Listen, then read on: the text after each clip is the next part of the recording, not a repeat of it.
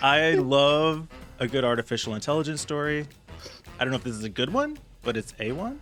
No, I'm just kidding. Decent artificial intelligence story for today's Not So Critical Update.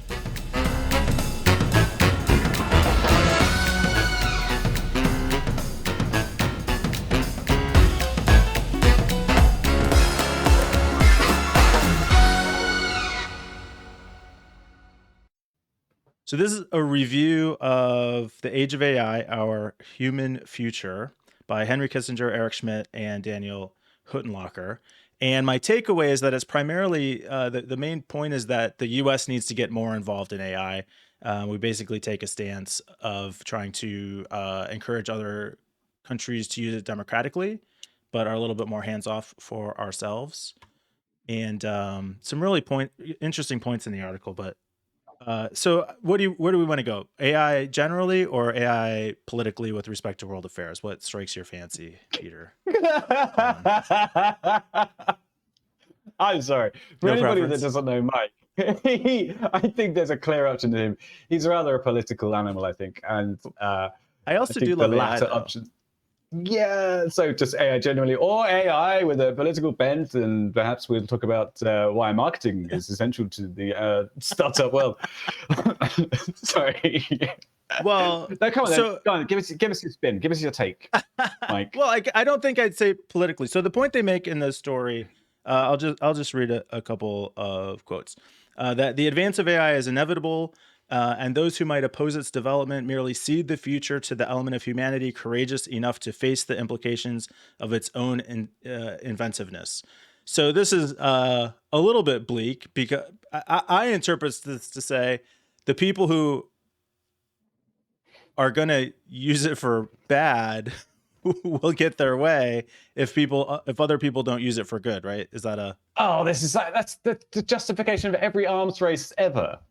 Oh. So I support arms races then. All right. I like yes. That angle. Okay. I love the fact that you had to take a breath in the middle of that sentence as well. Yeah. That was quite amusing. It's literally like the author just watched Matrix. He rewatched Matrix, getting ready for number 4, then instantly went and wrote this.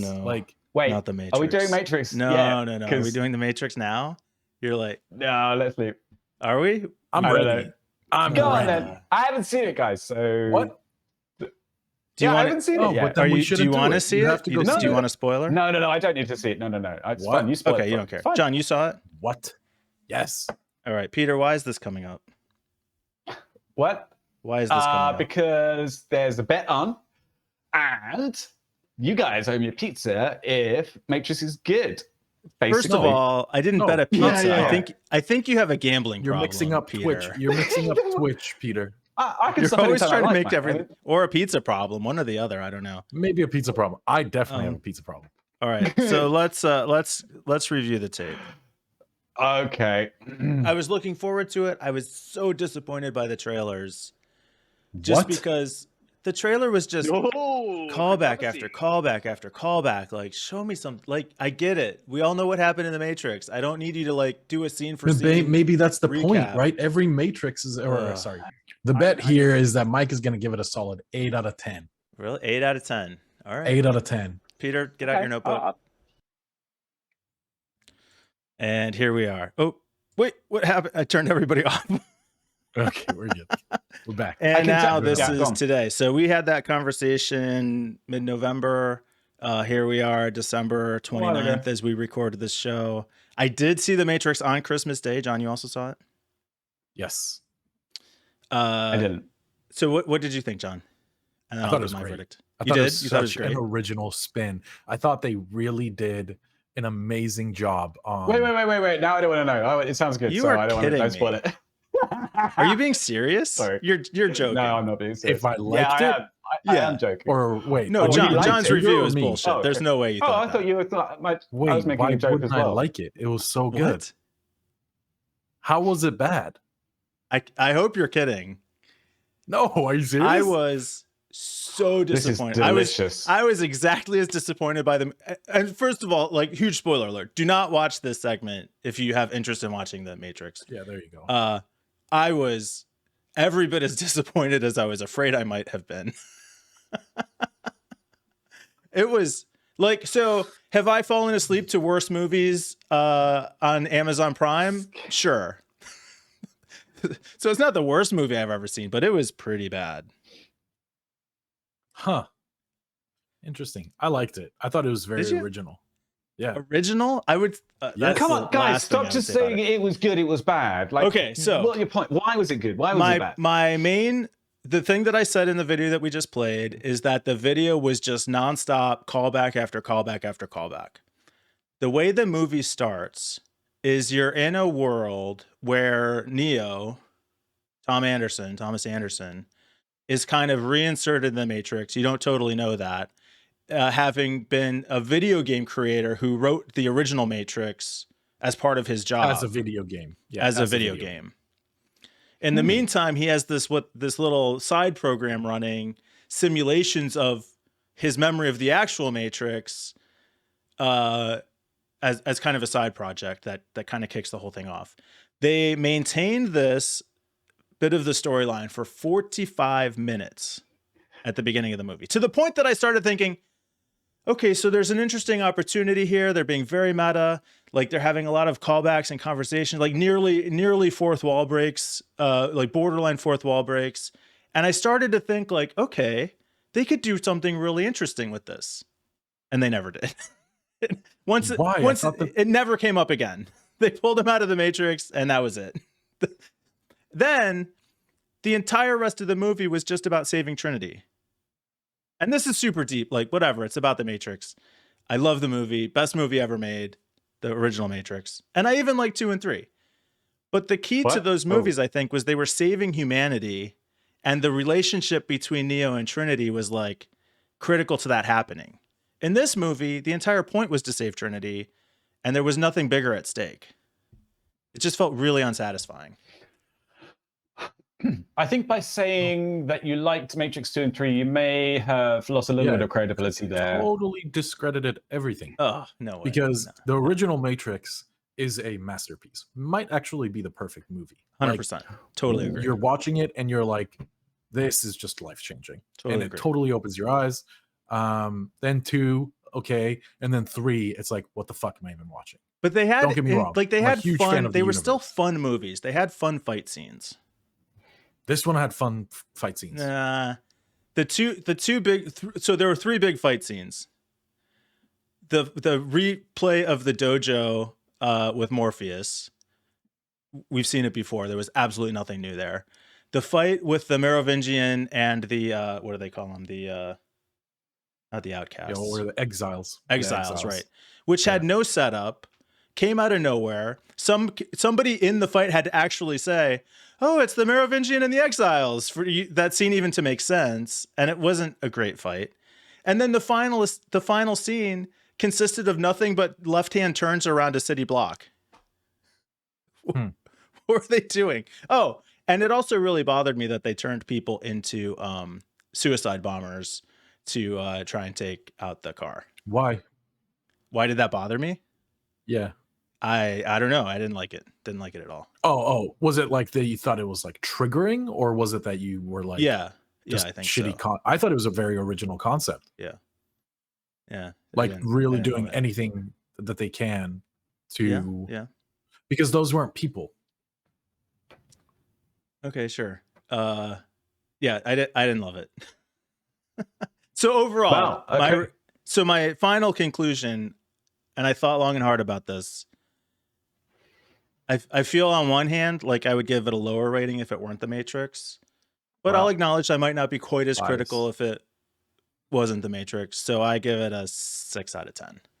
And not so critical 6 Honestly, out of 10. I thought you were going to drop on a 3 or something. So like I feel I want to say 4, but I feel like that's too much bias. I feel like I recognize I've got bias here. I have very high expectations. I do not think it was a good movie. I'm giving it a 6, especially now that Are you a fan of John Wick, the John Wick series? Yeah, I do like it. And I actually thought going in that Keanu's age was going to be a much bigger detriment to the movie. And I wasn't bothered by that at all. Does he age? Does the legendary ageless Keanu? age. No. Go back and look at some screenshots from the original. No. Of course he does. Like, he's so young in the. I just watched it before going, but my point is,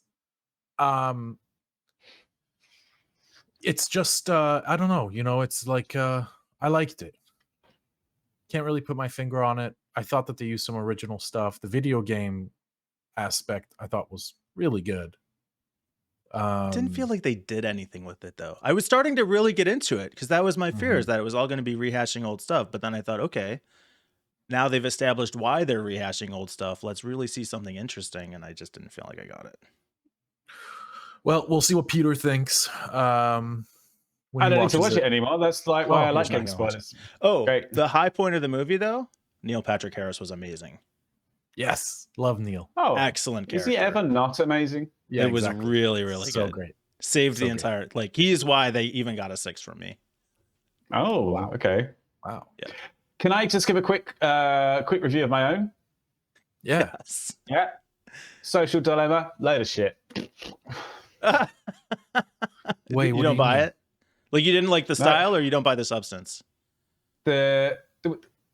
I have the same problem with the Social Dilemma that I do with Michael Moore documentaries or whatever they're called. That he's got some really good points. They have some really good points, and they are quite, they're true, and some of them are a little sort of, obvious. But the way they're delivered is so over the top that it's just totally takes away from any valid information that might be in there. The Michael Moore, I think it was Bowling for Columbine, where he did this thing where he took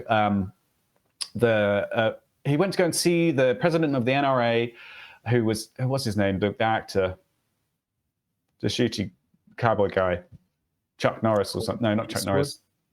No, doesn't matter. Anyway, he goes to see him, knocks on the door, doesn't answer. Well, of course not. It's a fucking camera crew out in his garden, so yeah, that's not going to happen. Then he comes back and he sort of walks away and goes, "All right, okay, well, listen, I'm just gonna leave this photo here on your driveway." Okay, and he puts it like a photo of a murdered child, sort of like down on the floor in front of the guy's front door. And you know what? I don't like the president of the NRA either, but that's just like Jesus. So in the Social Dilemma, the whole side thing with the actors doing the kid, confiscating the phones and the kid smashing it and then wanting to getting all this. It's like, God's sake, yeah, right, we get it. You don't need to. Anyway, yeah, don't like it. I thought Bowling for Columbine was super good. I don't like Michael's later works at all. I think he's kind of a nut, but I thought Bowling for Columbine was super good. Like, and doing that whole, here's a picture of a kid that you went basically to her city the day after, the same week, and set up an NRA rally and then repeatedly did that. Like, that's pretty fucked up. I think there's two things are true. It's fucked up, but also doing that thing in front of someone's front lawn is so over the top. It just detracts from the point of which is it's a tragic incident, and it's a horrible thing, and there should be better gun control in the US. But going to do that is unnecessary. Well, if you flipped it around, point as well, about Canada was pretty strong. Yeah, his points are all valid and correct. Yeah. It's just the way they're put across is the thing I have a problem with. And the same thing with Social Dilemma. I think all this, addiction to social media and the negative effects of it and how it's harmful for especially people growing up, absolutely true. But the way it's delivered is just puts me off. I feel surprised by that, because I would have thought that anything that got the word out, you would support. Yeah, exactly. Like, do you think it's actually doing it self-harm? Picture? Sorry? Do you think using that the little girl's picture was stupid? Do I think what? Do you think the Social Dilemma is working against the cause? Difficult to say, really. I don't think enough people are going to watch it, to be honest. Okay. But I do think I'm a fan of rational debate when I'm right. No, seriously. Anyway, this is making this whole segment way too long, so let's move on. Yeah.